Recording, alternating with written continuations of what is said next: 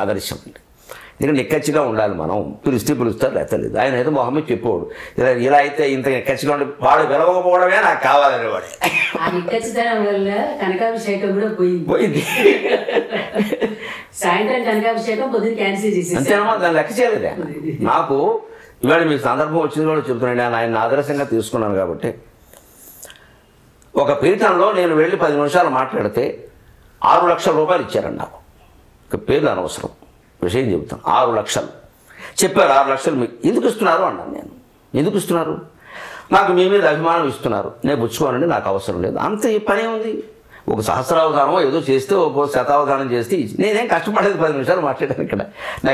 నాకు నీ మీద అభిమానం అయ్యే ఇస్తున్నాను అంటే నేను ఒకటే చెప్పాను, మంచిదండి అంటే బలవంత పెట్టారు. నేను ఒకటే చెప్పాను, మంచిదండి మీరు ఇవ్వండి, నా మీద అభిమానం నాకు ఇచ్చారు కదా, నేను అభిమానించడం నేర్చుకుంటాను. అదే అమ్మవారి పీఠం అమ్మ. ఆ పట్టుకున్న వాడు ఆ సంచి కూడా నేను పట్టుకోకుండా కార్యకర్తను పట్టుకోమని చెప్పి తీసుకెళ్ళి ఆ అమ్మవారి కాళ్ళ దగ్గర పెట్టేసి పంపిణీ లోపలికి చెప్పి అంతే.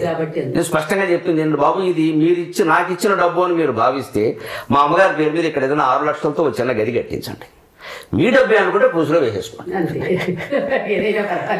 మీరు ఇచ్చింది నేను 10 నిమిషాలు ఇచ్చేసాను, మీ డబ్బే అనుకుంటే పులుసులో వేసేసుకోండి. లేదు నాకు ఇచ్చాను కాబట్టి నా డబ్బు అంటే గరికపాడ వెంకటరమణ గారి పేరు మీద ఒక గది కట్టించండి అని ఏదో నాకు ఇది నేను పుట్టుకోను. ఎందుకంటే నేను ఎలా భావించానంటే 6 లక్షలకి తగిన కష్టం నేను పడుంటే తప్పకుండా తీసుకుంటానండి, అభ్యంతరం లేదు. అంత కష్టం నేను పడలేదు.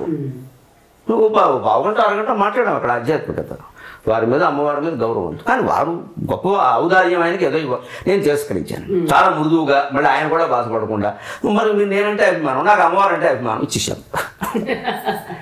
ఎందుకోసం అంటే ఇదండి, మనం ఇలాగా వచ్చిన సంభావన వదులుకోకూడదు. 4 రాళ్ళు వెనకేసుకోవాలని 4 రాళ్ళు అంటే 400 కోట్లు మొదలు పెడితే రేపు పొద్దున దొంగతనాలన్నీ నేనే చేస్తాను కదా. ఈ సొమ్ము తింటే నా పిల్లలు ఏమవుతారు? స్పష్టంగా మనకు ఆధ్యాత్మికతలో ఉండే ఒక మాట ఏమిటంటే, దీపం వెలిగిస్తారమ్మా, మీరు తెలుసు కదా, దీపారాధన అంటే ఆడవాళ్లే కదా.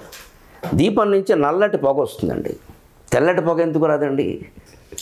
కవి చెప్పాడు దానికి. దీపో భక్షయతే ధ్వాంతం కజ్జలంచ ప్రసూయతే యదన్నం పురుషోపంక్తి జాయతే తాదృశీ ప్రజ.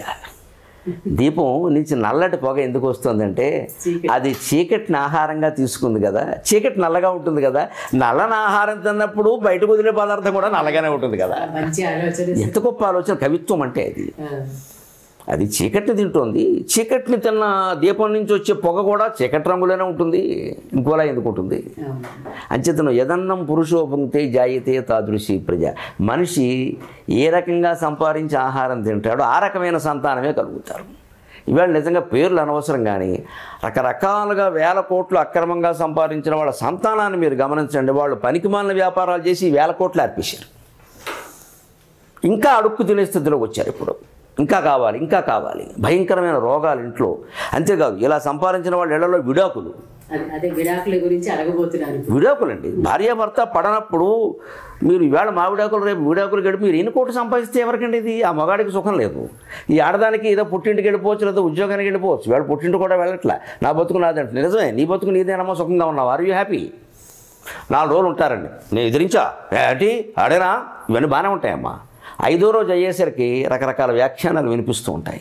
అంతేకాదు మనిషి ఒంటరిగా అలా మంచమే పడుకునేసరికి ఏమిటో పడితే అక్కడే బాగుండేది, 9 ఉండేవారు, ఇప్పుడు ఉన్నారు ఎక్కడ అని ఆడదానికి అనిపించదా? ఆ మగాడికి అనిపించదా? ఇంతకంటే కొట్టుకుంటున్నా తిట్టుకుంటున్నా కాస్త ఏదో ఓ మాట అనుకున్నా మళ్ళీ ఏదో క్షమాపణ చెప్పుకున్నా కలిసి ఉండడం చాలా మంచిది కదండి. పూర్వ సంవత్సరాలు అలా ఉండలేదా? ఏం దెబ్బలాటలు లేవనుకుంటున్నారా?